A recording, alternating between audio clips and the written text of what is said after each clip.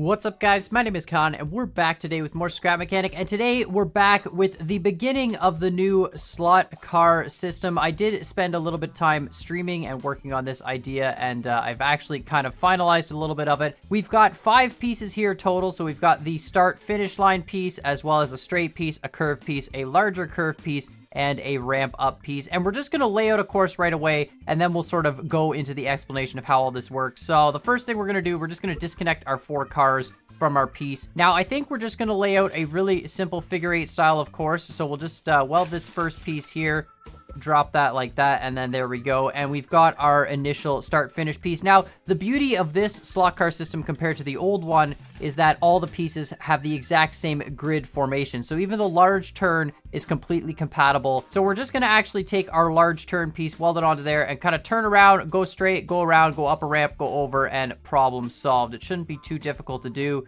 and we should be able to get this done really quick here. So we'll just weld up a large turn. Perfect. And then we'll weld up a small turn to that.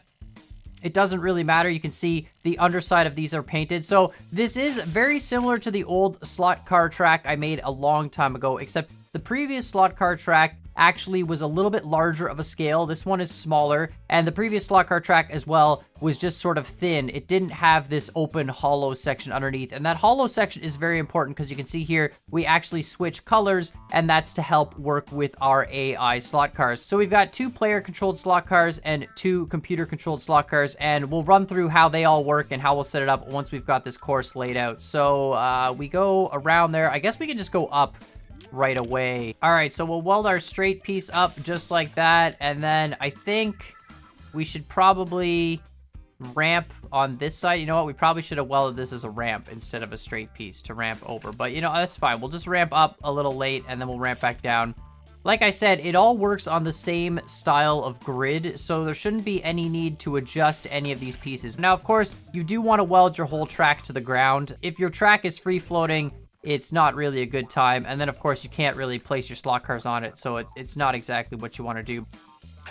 All right, so we've got our ramp, and then we just need to loop this back around, so we should just be able to spawn a few more turns here, probably a small turn, and then I think 2 large turns should maybe bridge that gap just perfectly here. So we'll just grab this one, weld it up like so, and then I think if we look, this should be perfectly lined up, which it is because this is a grid system. So again, really, really convenient. The old slot car system didn't have that, and it was much more difficult to build tracks. And every new piece will definitely be some size variation relative to that grid. So even the start finish line, for example, the start finish line is just the same length as one straight piece. Actually, we have to do a small turn here, but that's okay. We can't do a large turn. Now, a large turn would be 2 by 2, so it would be 2 grid pieces by 2 grid pieces, which is, you know, it gives your cars a little bit of faster speed coming around those corners. But with the AI cars, they're kind of a little bit different anyways. They don't really care. So for example, the regular car has a single pin on it, as well as some downwards thrust, but it does allow you to fall off the track with that sort of configuration. The AI cars, I spent a lot of time trying to figure out the best way to do them, and look at that, perfect. Isn't that awesome? But I tried to spend a lot of time figuring out the best way to do the AI cars in order to get them to stay on the track, as well as be quick and comparable to the player. And the best way I found to do it is actually to make them kind of a little bit different than the regular slot cars. So the AI cars actually have 2 pins here. You can see these 2 ones are the AI cars, and then the regular ones have 1. So let's actually disconnect all these. We can just disconnect this big pipe system here, the pink pipe, and we'll just get rid of all that. Perfect. And we've got our 4 cars completely separate. So we've got a blue car, a red car, a green car, and a yellow car. So let's take the blue car for now. It doesn't really matter. The blue or the red are both the player-controlled cars. And we can just put them down on the track. Now you'll notice these little outlines are perfectly lined up with your lift. So if you place your lift down, the car should spawn straight in the track, as long as I think you have the track horizontal to the sun. I'm not sure if it's world position, but regardless, you put your lift here, and you rotate your car, and it should line up and fall perfectly into the track. Every one of these cars is radio controlled. There's a bunch of circuitry down below, and actually the start-finish line houses all the controls for these cars. So you spawn them in as a set. You don't have to worry. They're all on different frequencies. They're all on different radio receivers, and you don't have to worry about changing anything. You can just spawn them in. So really simply, we can press the white button here that resets our 2 lap counters, and you can see right in the line here, there's actually a sensor. And every time something goes over that sensor, it just adds 1 to that counter. So it's not anything fancy there. It's just designed to, you know, allow you to race people and have a lap counter, no problem. And then, of course, we've got our 2 seats, so you just grab in our seats. Now, to start, we got to pick which racers we're using. So we're using the blue racer, and we'll leave the other 3 off. And then, of course, we can hit the switch on the start-finish line. That starts a little bit of a timer, and when that timer gets to 0, it'll actually go with all the controls. And then when that happens, now it activates the downward thrust of the racers that we have active, and we can, of course, press the 1 button to move around. And then, of course, we've got 2, which just allows us to, you know, go in first person, puts our seat up on pistons, and gives you just a much better view. It kind of tilts the seat forward a little bit, and, you know, you can adjust all that. There's a controller on the ground in front of each seat, so if you want to adjust the height or whatever. But it's really nice to give you just a better view. And then, of course, we can just tap the 1 button, and as we do, we can race our car around the slot track here. Sometimes it gets stuck, good old scrap mechanic physics. And if we go too fast, we should fly off on one of these corners. Just like that. And then, of course, we can press that 3 switch to kill it. And that 3 switch is actually linked back into these activation switches. So it's a really, really cool system, and it's designed in such a way where you can't actually cheat on the start. So if you start a race with your friend, for example, you can't use any of the controls until this start timer is activated. So even if we have this blue switch on, we can't actually drive any of the cars, including, you know, we press 1 all we want here, and it's not actually doing anything because we have to start the race. You can, of course, leave the race on and activated once it's gone through that timer if you want to just test stuff. So we could easily turn this switch off and actually just swap out this car and test the red car, for example. Because the race is already started, it doesn't really care. Same sense, the AI cars will only actually start driving once the race has been started. So even if we activate the green AI car there, you can see it doesn't do anything, and the yellow one, same deal. So let's actually activate the green one, and we'll plop it on the track. Now, you'll probably notice the AI cars have a black painted stripe instead of a white painted stripe and black painted wheels.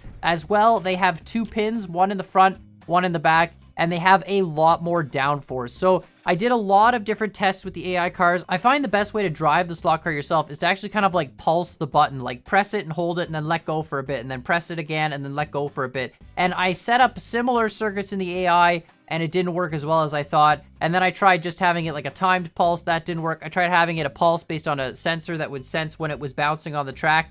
That didn't work. And finally, I went back to the original configuration, which is really just this here. And it's power levels based on the color underneath the AI itself. So as the AI drives around the track, there's a color sensor at the bottom of the front peg, and it actually picks up the color of the floor underneath the hollow section. That's why our small turns are orange. And based on that, it adjusts its own speed to kind of slow it down and speed it up. You also notice it has smart engines on the back wheels, and that's its braking system. So the smart engine has a strength of 0, so it free floats. But whenever I need to stop this car for whatever reason, or if it sees actually red under the sensor, it'll stop. Then it'll activate a power on those brakes, and that'll actually bring the cars to a stop. So I've been tuning them for a long, long time. I'm very curious to hear your guys' suggestions on how to make the AI better. There's a huge issue with just stuff bouncing in Scrap Mechanic, especially when you have 2 cars running around the same slot. And you know what?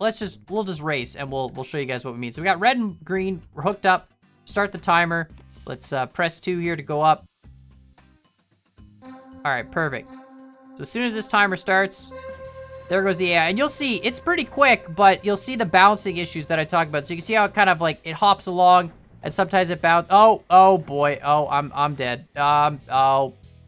Okay, well, the AI is still going. See, they have 2 pegs, but you'll notice he will bounce along. He does slow down in the corners, and the 2 pegs really help him from spinning out. But I'd love to get rid of that bouncing issue. And I tried reducing the down thrust, but that actually just causes him to fly off the track way more. All right, we're going to start that race over, and this time, hopefully, I'm not going to die in the first 10 seconds. All right, and we'll see if we can beat this AI car in a few laps. Now, they are very quick, but again, I'd like to somehow reduce the bouncing, because then I could make them even faster. You can see all the smoke effects every time the cars bounce. We're in a good lead here, though, as long as you can see, you got stuck on those polygons again. And I know you're probably all thinking, well, it's because you have 2 pegs in it. And actually, with 1 peg, it was way worse. The car got stuck a lot more. Sometimes even though, too, your player car gets stuck. Oh, okay, we skipped tracks. It's fine. We're just going to ride on the AI track now and hopefully just outrun them the whole race. It's okay. Now, you'll notice I didn't make a crossover piece yet. I am going to get to that. I am also going to make some trap pieces. I think there's going to be a really, really cool potential to have a lot of different pieces here. Oh, did we jump back over? No, we didn't. No, we didn't. It's okay. We'll get the car. We'll put it back on our track. It's fine. It's fine. The AI is still just doing laps. We don't even know how many laps he's done, really, because, you know, I've done a bunch for him. All right, we'll just reset the lap counter here. And as soon as he crosses the line here, we'll do it again. It's definitely really, really fun to do, and you can race your friends and all that. And racing against players is definitely going to be better. The AI is just not as responsive as I would like. And the issue comes down to the way Scrap Mechanic has all the bounces. So when you're a player, you can easily respond to the bounces. And that's why I thought putting a sensor underneath the car that shuts off the thrusters when it bounces would help. And it actually didn't really make a difference for the AI one. So I'm curious to see what you guys think. And if you have any suggestions as to how I could try and make that better in the comments down below. I just skipped the track again. Can we? There we go. Back in. Perfect. You see the AI car goes really, really quick. But then it gets stuck on those polygons. It's still a lot of fun, though. And I definitely love slot cars. I love the way these things look, too. They look like the larger slot cars that I made. They were good. But I think these ones are definitely more of a toy size scale. And it's really a lot of fun to drive them around the track. And I definitely want to make more track pieces that are much more complicated. And of course, with all this down thrust, it is pretty easy to make a loop piece because the cars do technically push themselves onto the track. You see up on 2 wheels around that corner, but just no problem at all. So of course, let me know what you guys think in the comments down below. I will include the link to this in the workshop. It's going to be a workshop collection, pretty easy stuff. And as we build more parts, we'll add more of them to the collection. But it is a really, really simple thing to set up. And of course, it'll be changed over time as we need to add more colors to the AI. We're going to easily be able to do that. I just jumped the track again. We're following the AI now. Listen, bud, get out of the way. Get out of the way. We're gonna. Oh, I got stuck on that corner. Come on, I can catch him. I can. Oh, nope, stuck again. Come on. Oh no, I'm dead. All right, so here we go. So we got red, green, and yellow racing, and 3, 2, 1. There we go. We're gonna get in the red seat. And those AI cars should activate, no problem. Now, they should be pretty close to each other in the same speed. Again, it really comes down to who gets more random bounces. Like, yellow there got one right in the beginning, but you can see he's now picking up speed on green. And then green got one right there. Green, oh my goodness. Did you really? Oh, okay.